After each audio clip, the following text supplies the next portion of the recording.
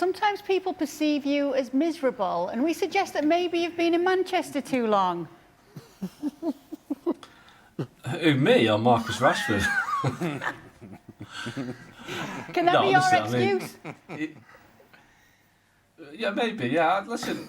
I just think it's more about gritty realism, isn't it? That's what it is about Manchester. There's no point in pretending. You just get to the point. Look, I mean, Marcus Rashford, they're talking about what's changed, and again, he just won't kind of accept that he was part of the problem at Man United. He's almost suggesting that nothing has changed, and he's just in a different environment. I mean, he lost his focus, he lost his discipline, he lost his form, and I think he needed a move. United needed him to move out as well. So I think everyone at United is delighted that he's doing well, because it means that he might get a permanent transfer and they might get the money in for him. But I don't think there's a path back for Marcus Rashford at Man United. And yes, he's playing well at Barcelona, but he hadn't done that at Man United for a good 2 or 3 years. Touch, he has found productivity. He has found, dare I say, consistency in his game. Where has this been? Manchester United fans may ask that question. Well, I'll tell you where it's been.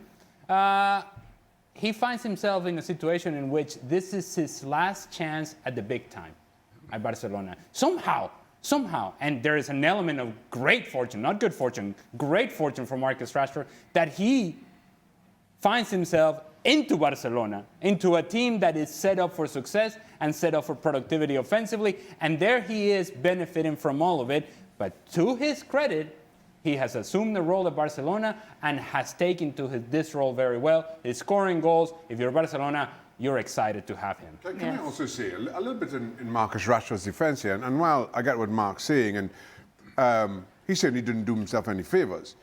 If we're talking about problems at Manchester United, everybody who moves away seems to be doing pretty well, albeit most of them in different leagues, though Marcus Rashford and his performance against Newcastle United in Champions League spoke for itself. So it just feels like Manchester United's problems are a lot deeper than just the individuals. And it's easy to blame Marcus Rashford, and admittedly, he didn't do himself a whole lot of favours. But there is something far more deep-rooted at Manchester United that is the cause of a lot of their issues. To the point where Harry Maguire, who was all but out the door a season or two ago, is now the only feel-good story coming out of Old Trafford. That speaks to, again, issues within that football club that transcend players and what they may or may not be doing. Yeah, you know what we need to do, don't you?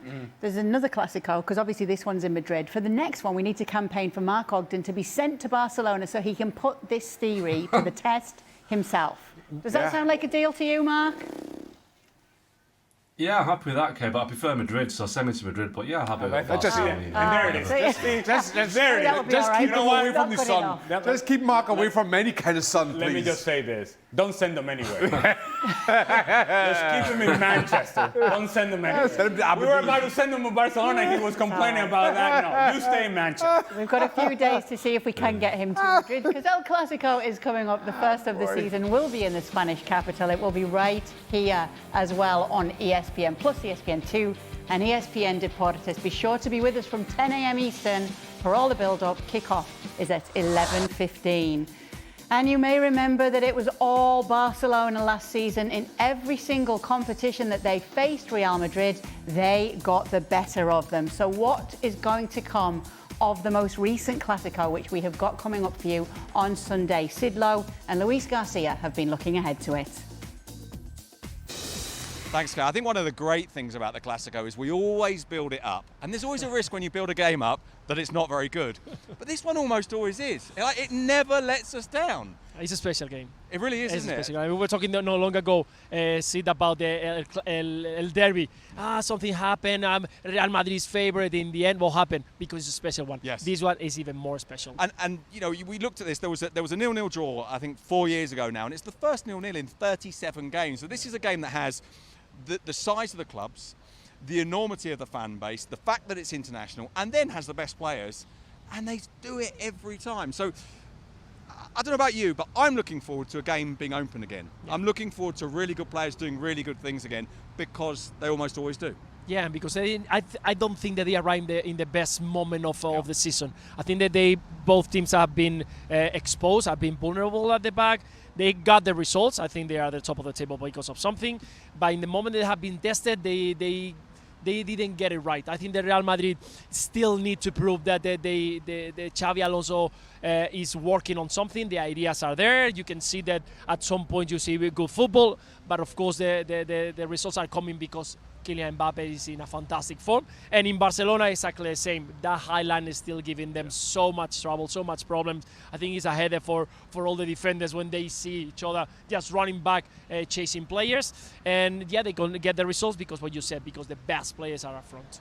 So if Barcelona don't get this high line right, and they haven't so far this season, this is perfect for Mbappe, isn't it? Because if ever there was a player that was good at running into space, if ever there was a player that has the athleticism to punish you, it's him. It's him, and he's in a fantastic moment. He's in a fantastic moment. He's enjoying himself. He's looking and getting the goal, something that last year, if you remember, the first 2 months or so, he was struggling to find the net. He was in the right position, but he was missing that confidence, I think, that he was. And right now, everything that he gets is behind inside the goal.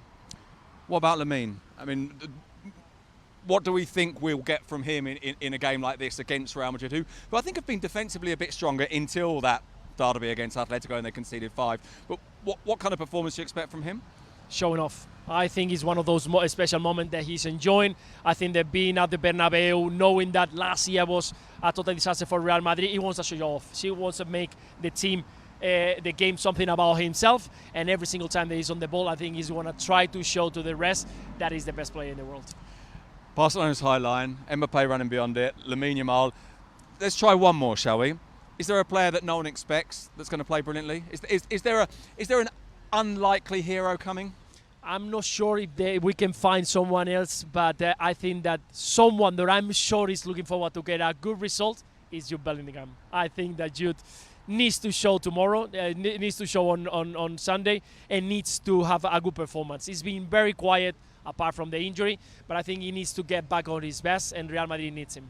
So there you go, Kay. From Cibeles, where Real Madrid celebrate their triumphs. Let's see if they win at the weekend.